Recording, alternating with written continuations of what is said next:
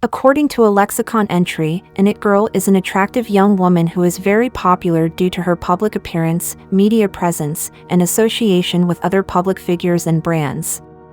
And for every generation in K-pop, there have been heated discussions about who the current it girl is. For the first generation in K-pop, the it girls would be considered Yuri of Fin.K.L and Eugene of SES. Later on, Lee Hyori and Doah would be added as well. Suzy, Yuna, Sohee, and possibly Crystal would be considered nominees for early second-gen it girls. Jennie from Blackpink would popularize the term it girl in K-pop amongst international fans and simultaneously dominate the term together with Red Velvet's Irene. Starting in 2018, the it girl title has been given to multiple idols in a short time span of a few months. Every season there seems to be a new it girl, and K-pop fans are having trouble finding their top 2 or 3 of the category. But why is that, one may ask?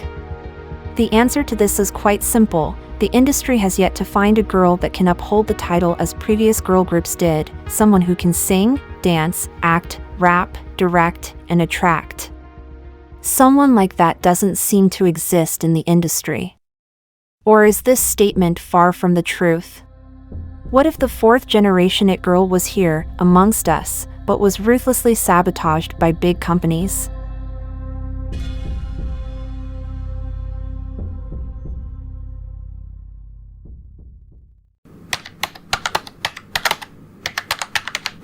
To answer this question, we have to go back in time. It's December 2015. Mnet has recently announced a large-scale project, the biggest survival show in Korean history, Produce 101. A franchise produced and sponsored by CJENM and Signal Entertainment Group with a budget of approximately $3.4 million. The aim of the show was to create a girl group from a pool of 101 trainees from more than 40 different entertainment companies solely from the votes of Korean fans, or at least this is what the show was advertised as.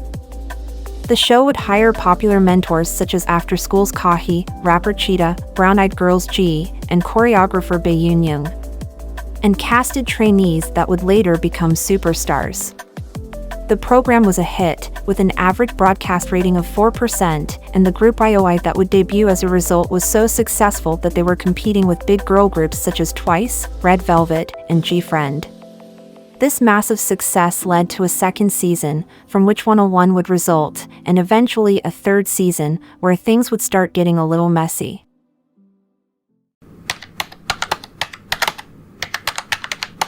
Mnet had created a billion-dollar franchise that would not only massively profit from the ratings of the show but also from the sales and charts of the produced groups. 101, for example, was competing with groups like BTS, EXO, and 17 and has held the record for most sold debut album for 6 whole years, which was just recently broken by newjeans. Such a big franchise was bound to be involved in shady business arrangements with entertainment companies. You have to understand that for a company, it meant immense profit if one of their trainees were to debut in the final lineup. Not only from the share in sales but also the free promotion. So what were the consequences of that? Simple, entertainment companies would either try to manipulate the votes manually or buy a guaranteed spot for their trainees directly from Mnet. But maybe we are getting ahead of ourselves. Produce 48 aired and was even more successful than the previous 2 seasons, as they collaborated with AKB48, a huge Japanese girl group project that sent 48 trainees to the show. The most popular were Miyawaki Sakura, Matsui Jurina, Yuri Takahashi, and many more. Eventually, 12 members would debut as *1, which to date, years after their disbandment, are one of the biggest 4th-gen groups in K-pop. But now back to the vote rigging. It is July 19, 2019. *1 were almost 1 year into their career, right before their planned comeback of Fiesta, and their brother group X1 just made their debut a couple of months ago. People are raising concerns and suspicions about the final vote count of the 4th season of Produce 101 and realizing that the final rankings were multiples of 7,494. Mnet first addressed the issue by saying that there were indeed errors in the calculations, but that those errors had no effect of the final lineup of X1. The issue was first dismissed with a small lawsuit against Mnet for electoral fraud for charging 101 for each vote. But only 1 month later, the police raided the CJENM building, discovering that companies had discussed vote manipulations with Mnet, not only for the produce franchise, but also Idol School, the survival show that debuted Fromiz_9, and Show Me the Money. And it gets worse, but to save you the time, I will shortly summarize the findings of the investigation. Companies like Starship, Wolim, and 8D were involved in bribery. The center positions of trainees in X1 were bought. One member of each group of the first 2 seasons was manipulated into the lineup. 2 trainees of the 3rd season, which are Gun of After School and Chowon of Lightsum, were removed from the final lineup and replaced with other members who are not named. But let's be honest, we all know that it's our sister Jo Yuri, because no matter how much I love her now, nobody was voting for her if we're being honest. Anyways, and for X1, the whole thing was rigged, so let's not even start there. These findings led to the producers being locked up in jail and Mnet ending their biggest franchise for good. Or maybe, just for the time being. If you were paying attention, you might have noticed a plot hole. Why was the company building suddenly raided, and what led to it? And this is where the Produce 48 trainee Doah comes into play. Doah was a trainee under a very small one-man company called Fent Entertainment. She was sent to the 3rd season of Produce 101 and was quickly noticed for her resemblance to IOI's Sohei and Wonder Girl's Sohee. Soon after, she left a big impression on the judging panel with a freestyle cover of Tinashe's Super Love.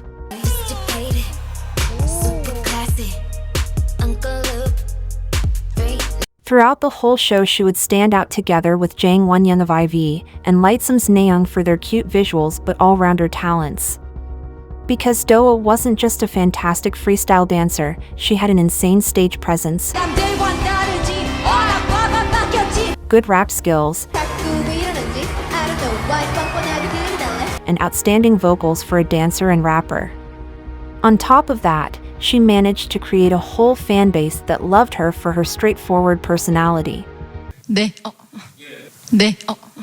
But Doah's standing out in the crowd of 98 trainees didn't align with Mnet's debut plans.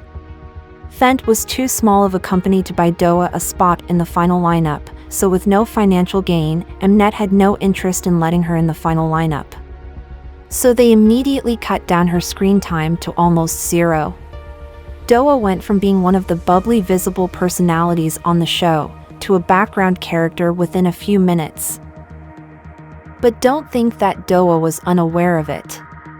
During a live episode, she quickly called out Mnet's unfair distribution of screen time. 사실 제가 분량이 그렇게 많은 편도 아니었고 혼자 나와서 카메라에 그렇게 많이 비춰진 것도 아니었지만 이런 과분하고 높은 등수 주셔서 감사드립니다. 이제 푸드가 좀 공정해지나 생각을 했는데 역시나. But unfortunately, it was too late. Due to the lack of presence, Doah lost her popularity and was eventually eliminated in the semi-final elimination round.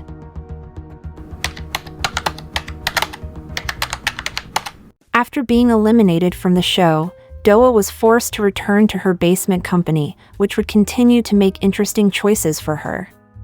At first, she debuted in a subunit called Fanatics Flavor that would be part of a bigger group called Fanatics.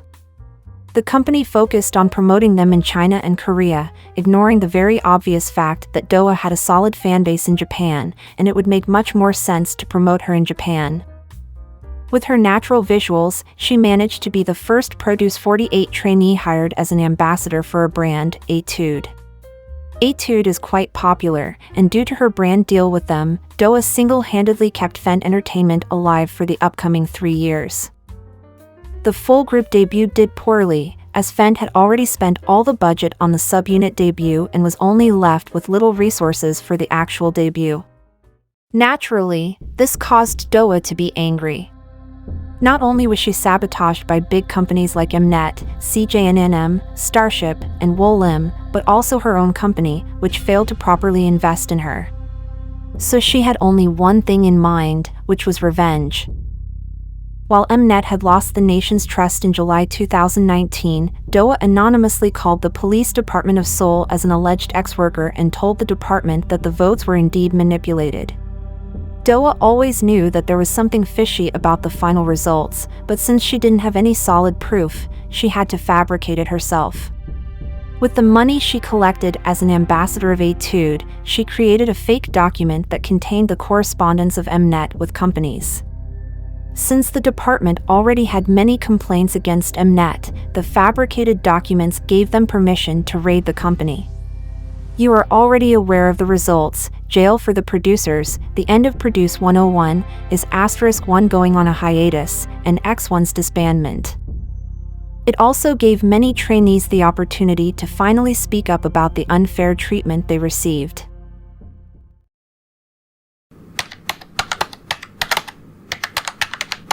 By working hard every day and night for a model and ambassador of Etude, Doah managed to get the group a final comeback, which was titled Vavi Girl, but since the industry is unfair, the group flopped yet again.